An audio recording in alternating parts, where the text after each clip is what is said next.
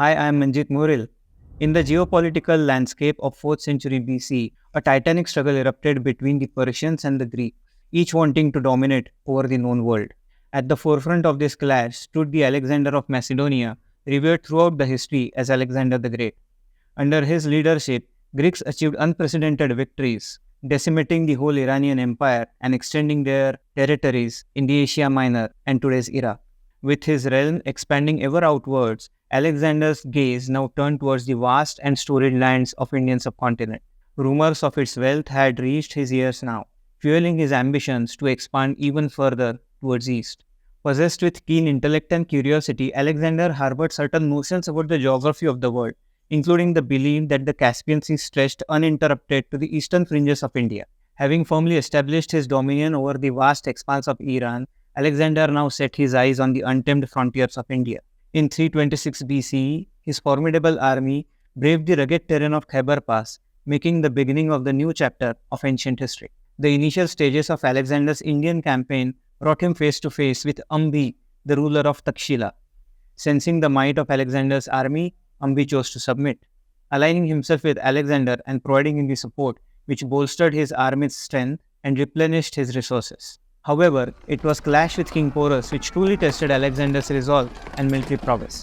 King Porus, a formidable adversary of Alexander, stood alongside the river Jhelum and provided a strong resistance to his advance. Their fierce encounter became the defining moment of Alexander's Indian campaign, showcasing both audacity of his ambition and resilience of his opponents. Despite the daunting challenges, Alexander emerged victorious, but he was truly impressed by King Porus's courage and dignity. Alexander reinstated Porus as the ruler of his dominion, forging a strategic alliance which would help him in his future expansion. Yet, the Greek army continued to move towards east. The harsh realities of the campaign began to take their toll on the army. The relentless battle and the unforgiving climate of the subcontinent wore down the morale of Alexander's army, fostering widespread discontent and reluctance to move any forward. Adding to their apprehensions were the reports of the formidable military prowess of Nanda dynasty, which was stationed on the Gangetic Plains. These rumors instilled a sense of palpable fear among the ranks, casting the shadow of uncertainty over Alexander's ambition. Despite Alexander's passionate pleas, his army recoiled at the daunting prospect of facing the formidable forces of Nanda dynasty. This reluctance by his army forced Alexander to give up on his ambition and embark on the journey homewards. During his march homewards, Alexander won over many tribal republics, making them his alliance. He divided his domain which he won in the Indian subcontinent into three parts, ruled by the three governors, which helped him consolidate his dominion in the eastern part.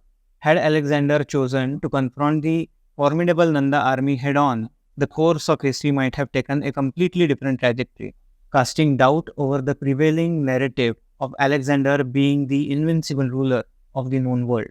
While there were a small number of Greek settlers already in India even before Alexander came in, but after Alexander's campaign in India, the Greek settlement got increased in numbers throughout the region. Notable among these settlements were Alexandria in Kabul, Bukefala in Jhelum, and Alexandria in Sindh. Legend has it that Alexander was so impressed by the fine breed of oxen in India that he arranged for the transportation of 200,000 such oxen back in Macedonia. Such was the legendary campaign of Alexander in India, and such was the resistance provided to him by King Porus, putting a full stop on his ambition. Thank you so much for watching this video. This is Manjit Morin, signing off.